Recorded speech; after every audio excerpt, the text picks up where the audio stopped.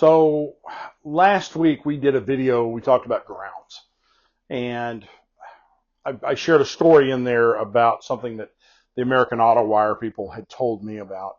And this is, that story reminded me, I'm kind of like Ronald Reagan, that story reminded me of another story. And this, I'm the person that actually have to. And again, I want to show, I'm not trying to make fun of anybody. We all have what I refer to as HUAS, or head up blank syndrome. You fill in the A. I'm just as guilty as anybody. So we had a gentleman, and I'm the one who sold it to him. He called in and he bought a complete set of wiring for a 63 Impala SS hardtop, right down to the date-coded battery cables, and we even special ordered date-coded plug wires for him. I mean, that's how down to he wanted it. So, I don't know, a few months goes by. I answer the phone, same guy. First words out of his mouth were, "Your wiring sucks." Okay, help me out here, sir. I said, what, we have caller ID, so I grabbed the phone number, pulled it up, and I remembered the sale just because of all the date coding, and it was kind of unusual. It's not something you do every day. Well, he just went on. He put all this wiring in, and I asked him, hey, did everything, was something fit? Oh, everything went in there just fine. It fit like you said it would. But he said, nothing works. Headlights don't work, turn signals, the car won't even start, won't even crank over.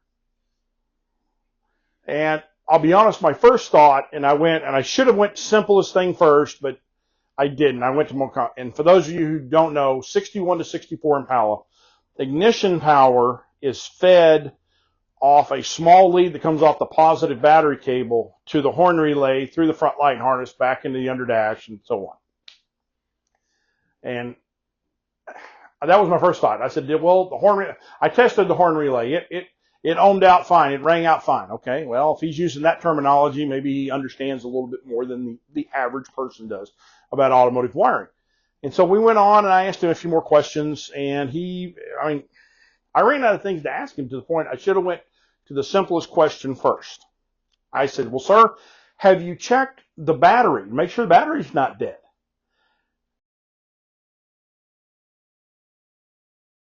I don't have a battery in it yet.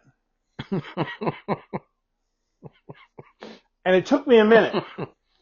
I really thought, if it wasn't for the caller ID, I'd have thought that the guy off Candid Camera, I forgot his name now. Alan Funk? Wasn't it? Alan Funk was going to walk out of the door with a camera. I really thought that for a minute. And I said, well, sir, if you don't put a battery in the car or a power source, it's not going to do anything. And he said, you think so? And I said, I'm pretty sure. He said, well, let me check into that and I'll call you back. Never heard anything from the man since. Couldn't tell you his name, nor would I want to in this video. It just kind of goes back to sometimes we all have moments, including me. I've had them. It's like that moment when you keep trying to flip on the light during the middle of a power outage and you know the power's out, but you're still trying to turn the light on anyway. We all have them. But back to sometimes the simplest thing is the answer, is the whole point of the story. So if you're having an issue, check the simplest thing first, then work your way to the more complex. So just a funny story with a good lesson in it.